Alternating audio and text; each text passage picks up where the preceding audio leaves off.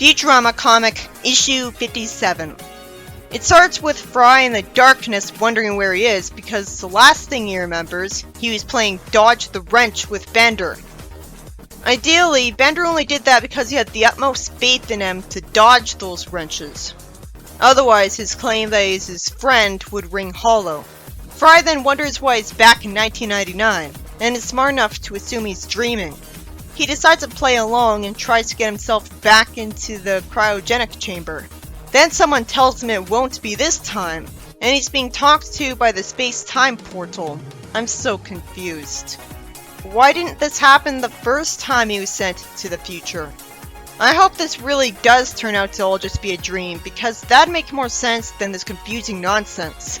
I do like mysteries, but this is too big of a mystery to not explain in the beginning before showing Fry in the darkness, because it's too distracting when I'm wondering why the whole plot is happening. He's told he'll be sent on a journey through dimensions past, and he's brought to a steampunk world, and lied to that his life in the 3000s was just a dream. But how'd he know about it? And there was already an episode of the show where Fry thought his life in the 3000s was just a dream. So it's a good thing this plot is going to be completely different. Then he plans on leaving and somehow expects Fry to say goodbye to him as Fry's amazed. Then Bender hits him with a cane for no reason, and he talks in an annoying way, saying he's famous for fighting wars and taking tea. He doesn't take as good advantage of the fact that he's not in the 3000s anymore if he's just gonna meet facsimiles of his friends anyways. He says he'll leave because he's got an important engagement and walks away from Fry, who's fortunately able to befriend him right away by offering to buy him an ale. Bender is a bad friend, but it'd still make Fry feel more at ease to have one friend here. Bender finishes telling him a story about him saving a queen, and says he's got injuries from famous people. If they wanted me to call him something other than Bender, they should have given him a different design. Fry should have known he was in England earlier because of how Bender was talking, but instead he needed him to tell him that. Fry wonders where Big Ben Franklin is and sees a big statue of Ben Franklin with a giant clock in it. It's creative that there's something different about this place other than robot people being the norm. Bender says he'll introduce him to his friends at Planet Post-Haste Delivery Service. And Farnsworth here thinks Bender played as rescued another vagrant to assist him with his brain transplant experiments, which would only work, potentially, if he had the ability to teleport the two brains and stems to different bodies. And there was a body switching episode. I assume he's too stupid to make clones, and that's why he wants vagrants instead of disposable, to him, clones. Leela's unnecessarily written to be rude to Fry for no reason. Zoidberg's still a bad doctor wondering where his stupid snake oil is and says he's got chest muscles. Farnsworth says he'll cure him with nano steam bots. Zoidberg hates this cure because it hurts, and Hermes shows up wondering who's boiling lobster. Farnsworth fools around by offering to apply some butter to him for fun, and Hermes finally tells them to stop this because they have an important person to transport to the moon today. And why can't Nibbler talk in front of them in this universe? It's lazy to have them go to the moon when the crew already went to the moon the show. Hermes says his cell phone went off, and their VIP is Amy instead of the writer being creative and having a new character like I thought. She insists on being called Lady Wong, and somehow doesn't care that Fry called her a jerk. And it turns out they get launched into space with a cannon catapult instead because it's faster. You know, Bender was told in an earlier issue that catapulting himself towards the sun couldn't possibly work. And Farnsworth is with them on the mission, which is a nice change of pace. It'd be even nicer if he was a cool cyborg who actually did a bunch of stuff. Somehow Bender decides to open the window in space. Instead of them all being sucked out the airlock, Farnsworth says Fry's talking nonsense and there's enough space between the Earth and Moon to last 50 years. Then there's an alarm because they're being approached by the ship of Zap, who wants to arrest Amy by order of Queen Victoria. And if Leela's right that they can't arrest her in international space air, why does he think he won't be prosecuted for this?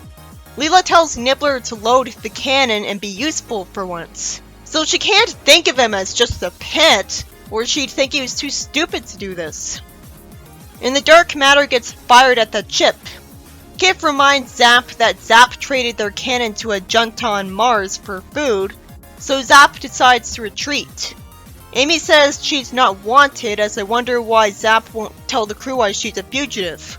And somehow the moon's able to react to the ship with a face and dialogue. So it's got a CPU. Why did someone waste their time making this the case? That's creepy. The ship lodges itself in a crack for a landing and somehow everyone's fine.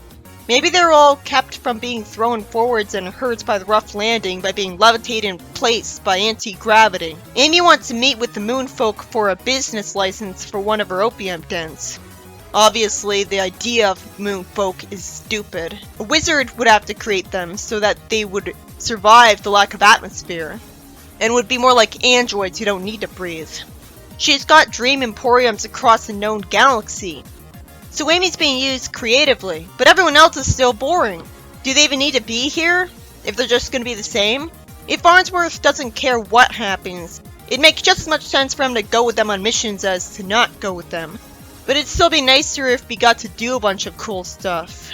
It turns out everyone who goes to the moon realm has to be invited and pay the parking fee. Leela says they come in peace and asks to be directed to their king. How's everyone alive on the moon without spacesuits and without being in air dome like the show did? I guess it's a magic spell from a wizard. But even Fry would be questioning this because he went to the moon before. And I don't see how it being a steampunk world is an excuse for this. It's obvious that the moon wouldn't have air on it. Bender tries to threaten Zoidberg with a ray gun to get the moon person to do what he says, and conveniently says the king's right over there and he'll take him to him. Okay, there's plants on this moon. That's creative, but still doesn't change the fact that the moon would be too small to actually hold on to an atmosphere. And plants would need an atmosphere. They could grow in moon soil and use sunlight, but they still need carbon dioxide. At this point, it'd make more sense if it was explained that everyone in this universe is a robot who looks organic, and Fry was suddenly turned into one. Amy's told off for going to the kingdom without stopping at the visitor center, and Amy requests a boon. Then Zap shows off saying he's come for a bigger boon. The queen sent him to stop Amy's den and offer the king a different proposition. Then Kif sings out of nowhere and offers them a potion made of a different drug. Amy reveals that moon men shouldn't drink Slurm and it turns them into monsters. So Bender and Leela start shooting at them to defend Farnsworth. Farnsworth gets eaten and is still able to scream, as I wonder why he didn't have a ray gun. And Bender is mad at the dragon because he still had their paycheck, which was probably intentional to force the crew to protect him on missions. It'd be cool if he could blast out of there with lasers from his body, since he's supposed to be a mad scientist. Why would he go on missions with them if he's defenseless like Fry? Bender gets stepped on and Fry apologizes and smartly decides to return to the ship in the fog to warn the others of Earth. Then a monster shows up in the ship from the fog, and then someone yells cut as if it was a movie all along. Fry's confused like we are, and it turns out the so-called lizard is Scruffy in a costume, which also makes him scream for no reason. The entire crew and Zap and Kif turn out to be fine, and Fry's told he just got steampunked. What jerks. So he was scared on TV for profit. Thankfully the villains get what they deserve because Fry tries to run after them. At least if this story was all just a dream instead of a simulation, I wouldn't have been mad at Fry's friends in the end for betraying him. In the next story, Hermes is injured and Zoidberg's pushing his wheelchair home, and because Hermes' family is off visiting the in-laws, he needs Zoidberg to take care of him until they get back next week. Couldn't he get anyone else he doesn't hate to do it? Won't the future have people able to recover from injuries like this a lot faster? Zoidberg feels responsible for this because Hermes broke his legs trying to kill him, and somehow he offers to give him the best care himself when he should know he sucks as a human doctor. I don't know why he didn't give up on the first day. Couldn't Farnsworth download information about being a good human doctor into Zoidberg's brain? He could do anything with technology. Zoidberg's still happy because he's told he'll give him food, board, and a place to wash up. Hermes uses the key to get in the door by blasting it with electricity, and he tells them to push him in before the neighbors see him and call the police. because apparently they're racist against Decapodians. I can only understand why because I just remembered the episode of the show where Decapodians took over the Earth. But it's still wrong. Zoidberg took the temperature of the TV remote. I guess by shining the thermometer light on it. But he'd just shine on his forehead like we do now. He offers to make him a seaweed pot pie, and even though Hermes is clearly disgusted, he still plans on doing it. If Fry and Leela can cook just fine, I don't know why he's letting Zoidberg cook for him. The story could have easily explained at the start that everyone but Zoidberg is always too busy to take care of him. Predictably, Zoidberg gorges himself on the food in the fridge immediately and ate all the food. Then he gets distracted by a sea salt bath and enjoys himself. He plans on using the plants for a salad, and then holds a candle next to it, and accidentally starts a fire in his prize-winning herb garden. I like that he has an herb garden, so he has an interest in something other than being a heartless boss bureaucrat. Somehow, the stupid cops don't believe him that he didn't cause the fire, even though he's unable to walk. And since the herb garden was a weed garden, it caused a bunch of hippies to show up, and Hermes is going to be arrested for it because this is an overly cynical future. Well, that was a frustrating story. I'd rather see Hermes get a bunch of silly slapstick instead of this. Futurama comic, issue 58. Someone tells Bender he's his father, freak him out, and says that Bender's always complaining about how humans get to have their own parents. We see Leela tell her dad on the phone that she'll get married when she wants to. And Amy's told by her mom that she got fatter. Bender gets told that Fry talked to the professor and he built some robot parents. Naturally, they don't feel like his parents because why would they? He just met them, and it's not like they were made out of his materials. I guess the reason a sadist like Farnsworth made these parents for him was because he knew it'd annoy everyone into making sure it was temporary. As we can see from Bender's mom spitting on his face and cleaning it. And he's told off for the perfectly reasonable complaint that she was embarrassing him. So he says they really are good, when it's immediately obvious that a criminal like him would see parents as cramping his style. I have to wonder why it took so long for the story to happen. Later that day, Bender's father tells him not to keep fighting emus in his apartment to pay for recreational activities. Fry compliments Farnsworth's robots, who says that maybe they'll teach Bender some discipline. I guess that's just an excuse. Amy tells him to come quickly, and he says it's been 50 years since he's done anything quickly, even though he looked the same 50 years ago. And as a mad scientist, he can make himself as fast as he wants. He finds out someone stole his Doomsday Device room's bombs an hour ago. Why don't the two of them assume it's Bender's parents? He says it's not Bender, the more obvious suspect, because he's been with them for hours, and he says he had spy cameras installed in both of them, which was a surprisingly smart move of his. The burglar alarm has sentience for no reason, so he says he was looking the other way. And somehow is able to drop $1, which he wouldn't have been able to use anyways. This is exactly why a burglar alarm wouldn't have sentience. The next day, Bender's told his mother made him robot waffles, which Fry was somehow stupid enough to eat a lot of. Bender's annoyed because they grounded him for a week for holding up a liquor store, somehow with the excuse that all of his cool friends were doing it, when he has no criminal friends he's constantly talking to. Also, we could always leave the house and watch TV in Farnsworth's house, which is usually what we see him do. The robot mafia hates him, so those aren't his criminal friends. His father tells him he wants him to sit on the porch with him. He's been reminding me of Jules the entire time. I can't help it. He talks just like him, calling him son unrealistically often. And he's a robot. Too bad it annoyed people if I called him Jules instead of Bender's dad. He says his parents need to set rules. And Bender says this means he doesn't get to have any fun anymore. Out of nowhere, his father plays catch with him with a boy, and says to keep an eye on him because they don't want a second one going down the sewer. I don't get it. They're only against him breaking some laws? I get why you'd easily feel bad for someone he's programmed to care about so much, though. Farnsworth says the thief erased the alarm's memory, so he's gonna have to question every no-goodnik he knows. Can't he just check the spy cameras on Bender's parents just in case they stole his bombs? I understand why they don't think they did it, because they're always lecturing him not to break the law. But someone could have stolen his bombs just to hide them from Farnsworth, and that'd be good enough for even Bender's parents to do that. Amy says to buy her some hot pants while he's there, and he agrees only because he was gonna do that for himself for his own amusement.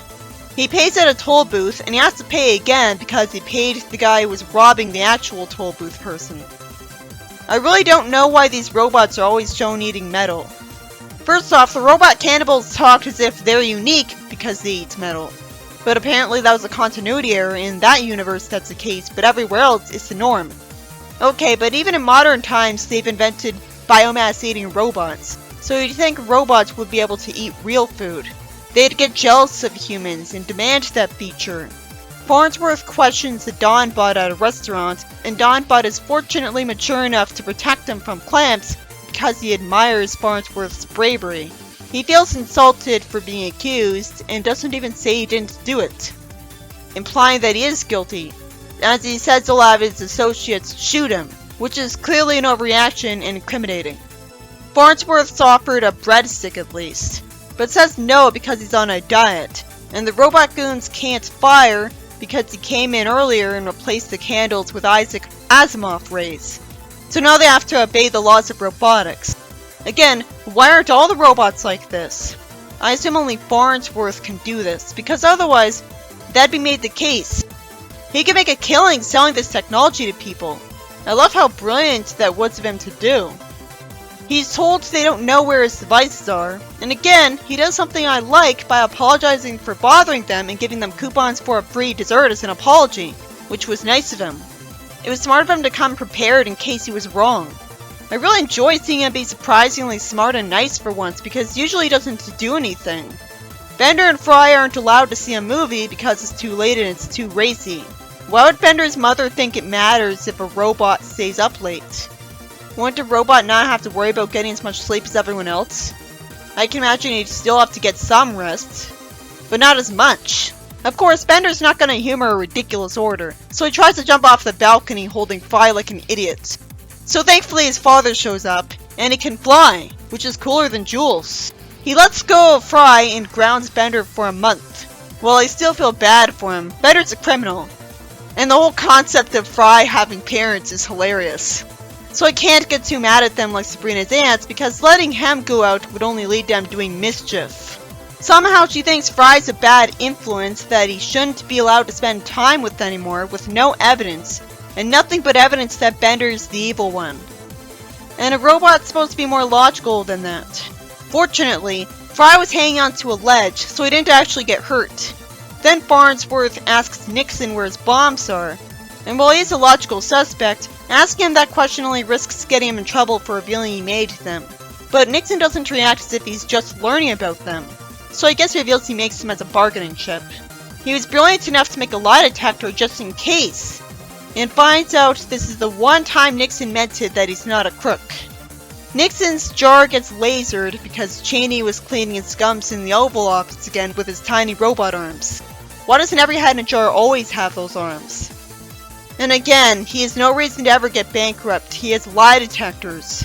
The next morning, for some reason Bender's parents wonder why he's sad, and he's smart enough to not bother telling them because if they're that stupid, they'll never change. And at least they're trying to cheer him up by telling him to drink his fuel, so it's not like they're not well-intentioned. As I wonder where Fry's supposed to live, Bender sees that he fell into the owl's nest last night, and he's in danger. The owl will just peck him, unless it's sentient. He gets grabbed by Bender's dad and is smart enough to flatter him, and fortunately gets saved by him instead of something bad happening. Fry, assuming that Bender is gonna pick Fry over his parents, immediately gives away that he's somehow gonna pick his parents, even though they're not really his parents and he wasn't reprogrammed to love them, which would have been common sense, and they've done nothing but inconvenience him. Maybe Farnsworth did that to him wirelessly and it happened when he was sprayed and cleaned, but that needs to be explained because Bender clearly wouldn't throw him in the trash in favor of these strangers who are cramping his style. In fact, I've been worried for their safety. I don't think much would be lost if he was always kept from breaking the law as long as he was on Earth. So it's too bad the plot forces parents to turn on Fry for no reason, to force him to eventually get scrapped or something. After a waste of time, Mom gets asked if she stole Farnsworth's doomsday devices, and because Ignor spoke a bit too smartly, she immediately pulls off his mask and finds out he's Farnsworth. Farnsworth had a smart plan, once again. Why can't he be this awesome every story? He says she always loved doomsday devices, and even gave her one on the first date. So she forces someone at a restaurant to bring them another wine bottle, explaining why she wants those devices. It's not like she'd actually use them on herself. Since they broke up, all doomsday devices remind her of the time she wasted on him. But if they both like them, why did they break up? I guess he kept boring her with science trivia, but he doesn't really do that. How would Farnsworth have any moral limit if he makes doomsday devices? Then she reveals to him that he put tracking devices in all of his doomsday devices, which he forgot about, which is somewhat understandable if he made them so long ago. But why would he forget why he was dressed like Ignor? Again, senility would be cured by now. Fortunately, Bender apologizes to Fry, and Fry's nice enough to immediately forgive him. He reveals he's been living in a cardboard box that's magically a roomy, wonderful house on the inside. It's insanely convenient that he found a TARDIS. Why can't it be explained that Farnsworth put that there? Bender says he can't hang out there for a while before work, and says that he's always wanted someone who matters to say they're proud of him, and this is his one chance. This still feels out of character, even for someone who loves being complimented and praising himself. Fry smartly says he's proud of him, not that it works. Meanwhile, Leela's getting a strong reading from an asteroid belt, and Farnsworth is with her in the ship for a change, holding a dowsing device. He says the first doomsday device he built was a water bomb with the strongest signal out of all of them. He was only 4, and held his preschool hostage until their demands for graham crackers and no naps were met. So he did that for more than just himself. Too bad we didn't see that illustrated, because it was amusing that he did that in preschool. Even if 4 is too old for preschool. Farnsworth walks out of the ship and just discovers that the atmosphere is breathable, and Leela says they should start checking that before they leave the ship. I don't buy they'd be that stupid and live this long. He sees his inventions, but some of them aren't his. They're sloppy and modern like a rebel youngster made them. And he gets greeted at gunpoint by Wernstrom because he wants to impress Shirley with the greatest collection of doomsday devices. Why do you think that impressed the new cashier at the university cafeteria instead of scare her? He wants to talk to her, but needs a way to break the ice.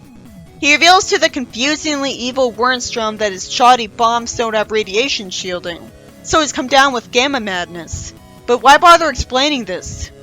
Didn't he decide to steal from Farnsworth before the gamma madness?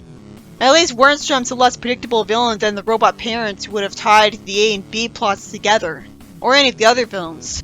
But I never had the impression that Wernstrom would care for doomsday devices. Bender tries to make a caged bird look like Fry, and his robot parents waste time, so he calls them out on this forced decision of theirs, finally explaining that Fry's actually a good influence on him. Thank goodness his father says he's proud of him and gets told that standing up to your parents is the hardest thing any kid could do. But for no reason, this causes them to shut down and print out a pride certificate for him. That doesn't make sense. If they're invented to give Bender discipline, there's no sense in having them shut down early for any reason. Especially not because he inevitably called them out, which could have happened instantly. It'd made more sense if he pressed a button on them by accident, that's how dumb it is. He thanks them as I'm just confused at the blatant Deus Ex Machina. He was always grown up. Farnsworth takes the risk of telling Wernstrom he'd never have the nerve to use a doomsday device, even though he knows he went crazy. He makes it even more obvious that he's just tricking him because he begs him not to use a specific one. So it's clearly reverse psychology. But this guy's gone crazy, so he used it just to wipe the smug look I can't see off his face.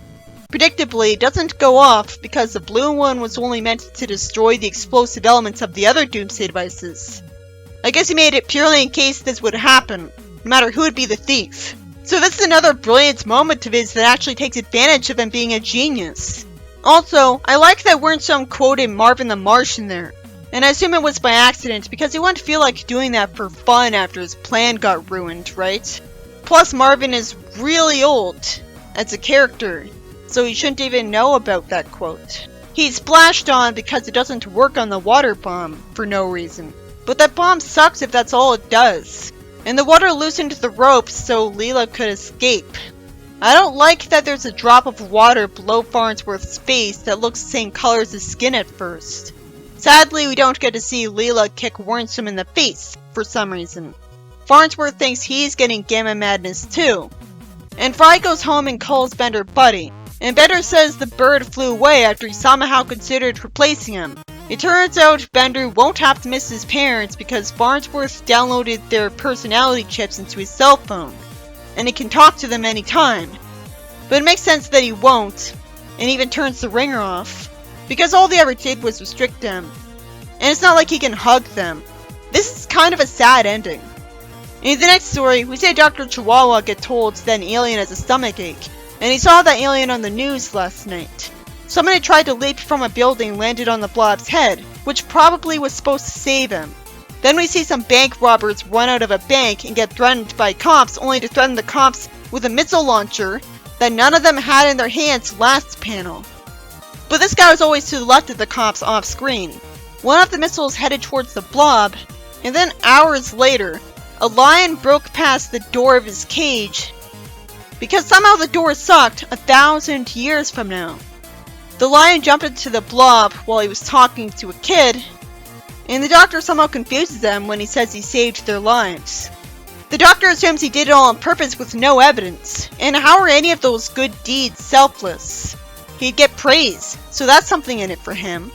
The story ends with the blob still having those things trapped in him, and he wants to get something to get them out of him. The first story was about Fry being put in a simulation for a prank show by his greedy friends, where he's sent to a steampunk version of the future. It's lazy that he gets sent to the moon again. But it's at least creative that the moon people were dressed like Hawaiians and still out of royalty. But it didn't make any sense that they could be on the moon without suits. And while it was explained as being a simulation, even Fry would have questioned this right away, because he's been on the moon and needed a suit. The ending was annoying, not explaining that Fry did anything to deserve being pranked like this. At least explained that the money they made from this was enough that Fry didn't have to be their cook for a year. The second story was a contrived plot where Zoidberg of all people is the only one there to take care of Hermes when he's broken legs.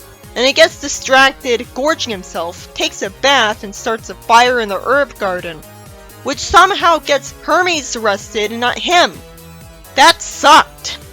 I may hate Hermes for treating everyone like dirt, and not coming off as having any compassion, but that doesn't make this story fun. I'd rather see a story where he got a bunch of slapstick. We don't even see the moments where he got hurt. If we're supposed to believe he deserved this for trying to kill Zoidberg, we should have seen him try to kill Zoidberg at the start of the story first. Hermes was a good person for this kind of story, but I was so frustrated that Zoidberg was somehow stupid enough to light a candle and bring it near fire hazards for no reason. The first story was about Farnsworth giving Bender some robot parents. What took so long?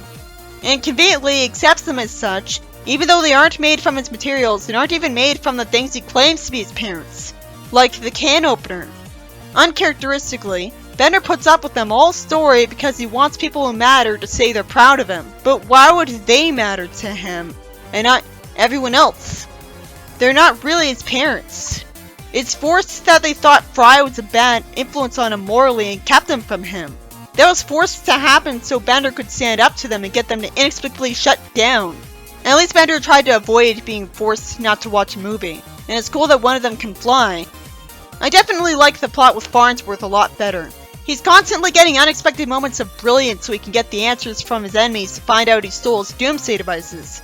This is how I'd actually expect a smart person to be. It's not good enough to have him be good at engineering and programming. You have to surprise me with how smart he is. But while it's good to have a twist villain be the culprit, it doesn't make any sense that Wormstrom did this. Not to spite Farnsworth. Not because he naturally thinks he shouldn't have any doomsday devices to threaten people with, but because he wants to impress a cashier he saw. The story in general is a pretty sad ending. And the second story is about the big blob alien being a hero for a change, and by accident, so that was unique. It was surprisingly funny to talk about the fact that he kept wandering into situations where things or people fell on him and he saved the day. I like that the writer put in the effort of thinking of multiple different scenarios where he saved the day.